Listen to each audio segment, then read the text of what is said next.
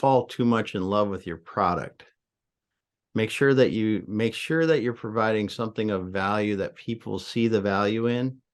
Work on that more and what value they see in it, because you can have the shiniest object in your eyes. It just makes you just melt like butter because it's so cool, right?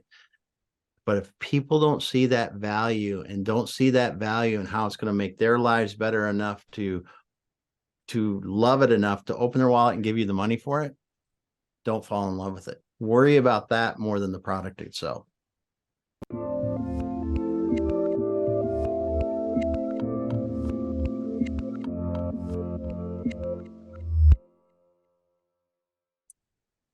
Hey everyone, this is Devin Miller here with another episode of The Inventive Journey. I'm your host, Devin Miller, the serial entrepreneur that's grown several startups into 7- and 8-figure businesses, as well as the founder and CEO of Miller IP Law, where he helps startups and small businesses with their patents and trademarks. If you ever need help with yours, just go to strategymeeting.com, grab some time with us to chat, and we're always here to help. Now, today we've got another great guest on the podcast, Damon Pistulka. And Damon grew up in South Dakota on a family farm and went to school for engineering, worked on a master's for a bit, but then took a job and then started running a manufacturing facilities for other businesses and did that for about 10 years, buying and selling companies and turning them around. And then around 2009, decided didn't want to make other money for other people, rather do it for himself. So, or figured out enjoyed building and turning around businesses and wanted to do that longer term. So, started his own business, helping others to build solid businesses and build a legacy that allows them to exit from the business when they choose. And so that brings us a little bit about where he's at today. And with that much as an introduction, welcome on the podcast, Damon. Thanks, Devin. Thanks. Happy to be here today. Absolutely. So I just gave a much more condensed version of a much longer journey, but would love to rewind and go back a bit in time and tell us a little bit about how your journey got started growing up on a family farm in South Dakota. Yeah. I was one of 5 kids. And it was a working farm, man. We had a few thousand acres. We were working there at that time. It got quite a bit bigger after one of my brothers and my father kept going with it. But, I learned a lot. I learned what I shouldn't say good, but good, what hard work is like. And you can see effort for hard work when you do things. And it really taught me a lot. I use a lot of it yet today. A lot of practical things, but I was interested. I knew I was going to college. My parents, we really didn't have a choice. We were going to college. All of my brothers and sisters and I all went to college.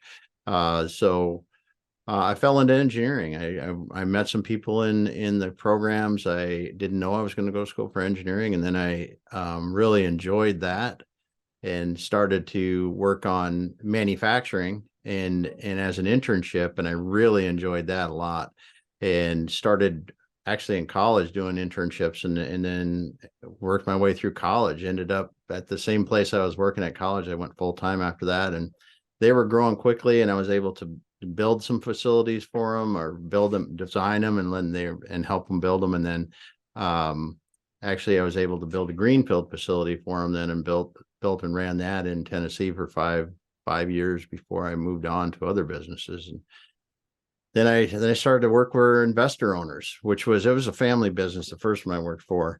And then working with investor owners has really learned what I'm doing today and figured out that it was a new way of running businesses that I hadn't seen before, where you're going, okay, we're going to buy a business at $5. We're going to work on it and we're going to sell it at $10 in the future.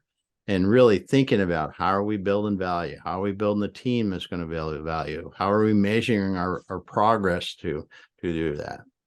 And now, maybe just go ahead or jump in just with one question. So, I mean, it sounds like a fun and exciting business. You get to work with a lot of other businesses and help them to turn around and figure out, what the value is and what is opportunity. Now, how did you get into that or make that transition? Because it's, while in one sense, you figured out or you got into, turning around businesses and helping with that. And yet on the other, it sounds like a bit of maybe a departure from what you were initially started out doing. So what kind of how did you get Yeah. into that, and what motivated that shift or transition? Well, see, I was really lucky in a couple of the investor-owned businesses that I ran. I was able to work with some really smart owners that had actually been consultants in previous lives, and they were Price Waterhouse and other older name consulting groups that they worked for, and investors that were really smart financially. And they showed me what that was like. They showed me that the investor-owned business ecosphere and how it works. And I mean, I was able to evaluate, I don't know how many businesses that we were buying or selling, and work through the process of evaluating and then ultimately selling some businesses as we were in and out of them. And in the process of doing that, I figured out that I was good at running businesses, but I was much more valuable when we were strategically figuring out how to build the value in the business and then getting the team together to execute it, and then getting and figuring out then who we're going to sell it to and how we're going to sell it to them. And that's really where I got into doing what I wanted. I was about 35, and I can remember sitting down one day and going, this is what I want to do. It took No. me almost 20 years later to do it. But So now let me, or maybe ask one follow-up question to that, because I mean, to rewind just a little bit. So you got into that. What was that family business? Started work for him. Worked with a lot of talented people. Now, how long were you in that business, or how long did you work for them? In the first family business, I was with them, like, I don't know, in college and everything. It was 10 years or so. And then working for in the investor business, it was 10 or so years, something like that. And that's where I really met the financial people that were really, I mean, just some of these smart people, and I learned a lot about how you track how your businesses are working and making sure you're doing that, and how you put together good teams of people that actually, hey, if you've got somebody that's managing your production or leading your production, they really know what they're doing, and they know what they're doing because you've given them the tools, you've given them the KPIs to really understand that.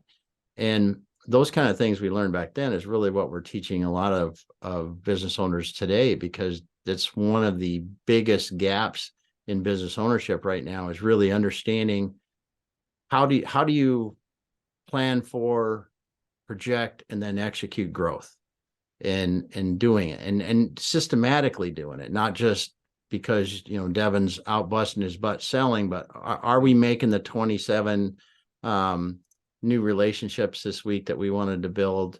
Are we does that result into X amount of dollars down the road or not? And it's universal in any business. And ultimately you're measuring, did I make the profit I thought I was going to make this week or this day or this month?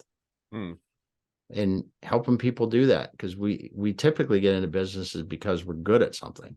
Like you got a law firm, you're good at law. You get into, it's a plumber, it gets good. It could be a fabricator. They like fabricating because they're good at fabricating. They're not good at leading people, figuring out how to run the right business the right way with the right systems and all those kind of things. And that's really where I think the coaching and the other things that you can find in places now is really beneficial to owners, because you don't have to work yourself to death. No, sounds like a great direction. So now one question just to follow that up now is, so you worked with, earlier in your career for about 10 years with the family business. Then you also got into the investor buying and selling, turning around businesses, and did that for, another 10 or period of 10 years. So you're, decent amount of point in your career. Now, what made you decide to shift into going, kind of your own route and starting to your own business to help those businesses, as opposed to continuing on working with the investor businesses that you'd been already working with for a pretty good period of time? Yep. There's one simple reason. It's individually owned business owners can, if I'm helping an individual, I can impact their life. If I'm working for an investment group that's a whole bunch of investors that have put, whatever, millions of extra money that they have sitting around into this investment, I can affect somebody's life, or I can help somebody build an account. Mm. I want to affect lives. The second thing is community or privately held businesses, not investor owned businesses, can really care and help with their communities. And what you see a lot of times is investor owned businesses, they say they like community, but at the end of the day, they're in it for the money. There's just put the bottom line. Yes, you or I are in business for money too, but we can also make the decision to say, listen, I want my employees to go out and work in the city park for this week if I really feel like it, because it's good for my community. You won't see an investor owned business do that kind of stuff until you get in the huge public companies or something like that, just because they're so focused on making the dollars. And I really wanted to be able to impact those owners in giving them more than they thought they could with their business, and also help them build the communities that they're in. No, makes perfect sense. So now you say, okay, this is the direction I want to go. Want to, take or be able to or have that bigger impact, longer term impact, be able to build things. So you decide to go out on your own, or start your own business, or go in that direction. Now, how did you get started? Was it, starting from scratch? Was it you had a Rolodex and, you called up all the people you knew and you had more business that you knew what to do with, and it was a rocket ship to the top, or you figured things out along the way, or kind of as you're getting into the business, how did it go? All the above. I mean, I was lucky. I had some nice long projects to start out things. So I was doing those part-time and working, but really I've got another partner in the business, Andrew Cross. He lives in Park City, Utah. And he had been doing business brokerage for a number of years prior to that. We worked together earlier, and he had gone after we worked together and opened a business brokerage, and we partnered up to do this because I'm the business operator guy, and he's the person that makes sure that if we're going to be preparing something for sale, we're doing that part. So the market really likes the business and helping the owners. And it's not been an easy road. I mean, if anyone tells you that starting a business is easy, they're lying. I don't know anybody that, and even buyers that buy businesses, it's not easy if you buy a business. I mean, there's a lot of things that you have to do to get going and get your momentum. And I think the hardest thing for me was I don't like to do sales. I don't like to. I do, but I like to have conversations and meaningful conversations. So it's a different thing. But that's, you learn a lot of things. You learn the first thing, and I think that everyone learns in business, is don't accept business from everyone, because we need money, right? You need to make money in business, or you're not going to be in business. And then you go, oh, wow, I shouldn't have worked for these two clients because they don't really want to do what they say they want to do, or they don't, we don't align, or whatever those things are. I think that's a big learning for me. So now, before we get too much into the advice, Yeah. then you're going to ruin the two questions I always ask at the end. So I'll cut you off there just so that we can save that great advice for as we reach the end of Let's the do it. podcast. But so you jumped over, you started your own business, say kind of all of the above. Now, what year was it that you started your own business? How long have you guys been in business, and kind of what has that progression been? In 2015, we started in 20 and got going really hard in 2016. 2017 is when we had started getting some real traction, and then coming into pretty much progressed right up, and we didn't see much of a COVID slowdown. Actually, for us, it was a little different. We already had gone virtual in 2019, so in 2020 it wasn't that much different for us, other than we closed our first business without ever meeting the buyers, the sellers, or visiting their facility in person. And it was a owner that was on one side of the company, a facility on the other side of the company, and a buyer in a third place in the country. That was a little weird, and we subsequently have done a lot now, but it's that was a learning out of that. No, makes sense. So So now catch us up. So where's the business at today? You continuing to help other businesses, help them to Yeah. grow, help them to do their business? Steve, you retired and you're living on an island, and the No, business no, no, is no. running itself, or kind of walk us through a bit of where the business at today and how things are going. Like many consulting slash professional services businesses, you really have to work to productize or standardize what you're doing to a point that there's value beyond the people in the business. And that's what we're doing right now, and coming up with different ways that we can make it easy for us and for our partners that we work with to provide the services that we want to, and do those things right now. And we've got some things that we're doing now to be able to facilitate our exit in the business when we're ready to go. So that's we're getting ready, just like we want our clients to get ready.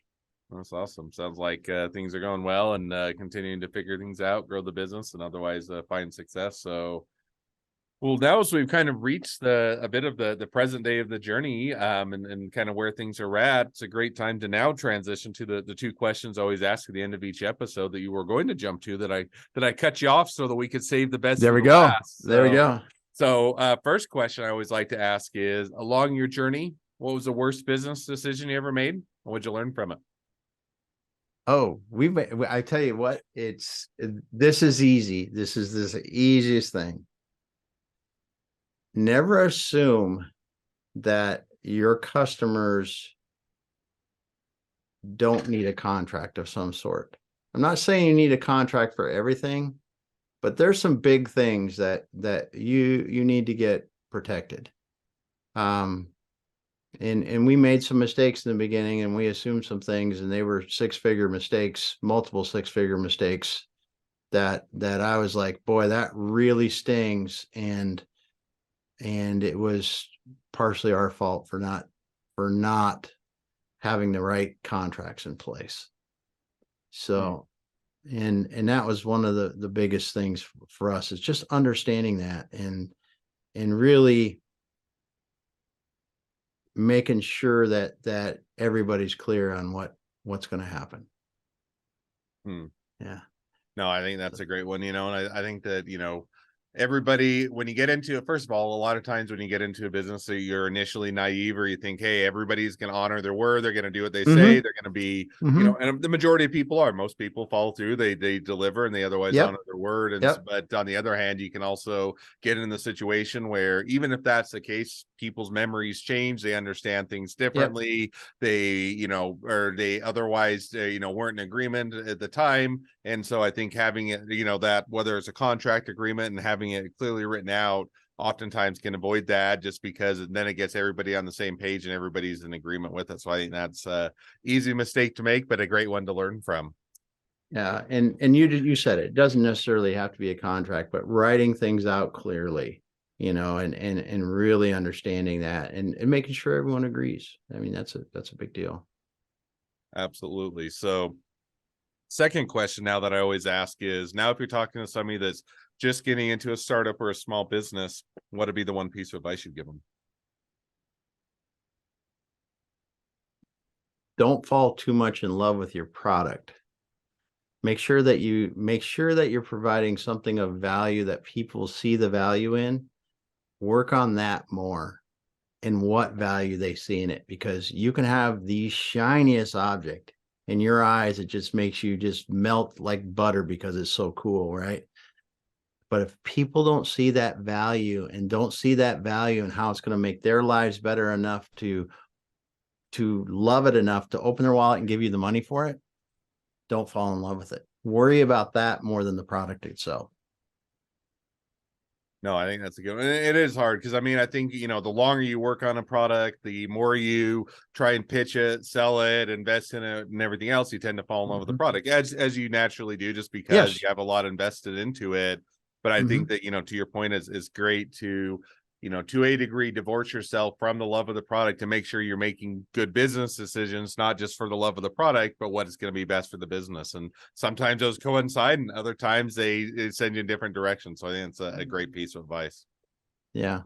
Yeah, and I've had some people help me reframe the thought of it, and how you actually talk about your products, because we tend to, if we're technical, we tend to talk about the product and what it does, and we go, oh, this fixes this. But if it may allow you to live a much better life, it may allow you to do things that you never thought you could before. Really focus on the bigger, higher level things that will help, and I think we can see a better value of the things we do. Yep. No, I definitely agree on that. So, well, great. Well, now as we do wrap up the episode, if people want to reach out to you, they want to be a customer, they want to be a client, they want to be an employee, they want to be an investor, they want to be your next best friend, any or all of the above, what's the best way to reach out to you, contact you, find out more? Well, they can just email me. It's damon@exityourway.com, DAMON. That's pretty simple. Or they can look me up on LinkedIn too. I'm only one with this name in the world, so it's pretty simple. For better or worse, So it's yeah, they can do that. They can get on our website, exityourway.com, and there's plenty of places there they can book a meeting and do that. Awesome. Well, definitely a lot of great ways to connect, support a great business, help your own business out. And if nothing else, make a new best friend. So Yep. with that, thank you again, Damon, for coming on the podcast. It's been fun. It's been a pleasure. Now, for all of you listeners that are out there, if you have your own journey to share and you want to be a guest on the podcast, we'd love to have you. So let's go to inventiveguest.com, apply to be on the show. A couple more things as listeners, make sure to click share, subscribe, leave us a review. Helps us to reach even more startups and small businesses to help them along their journey to success. And on that note, if you ever need help with your business, with patents, trademarks, or anything else along your journey, feel free to reach out to us. Just go to strategymeeting.com, grab some time with us to chat, and we're always here to help. Well, thank you again, Damon, for coming on the podcast, and wish the next leg of your journey even better than the last. Thanks, Devin.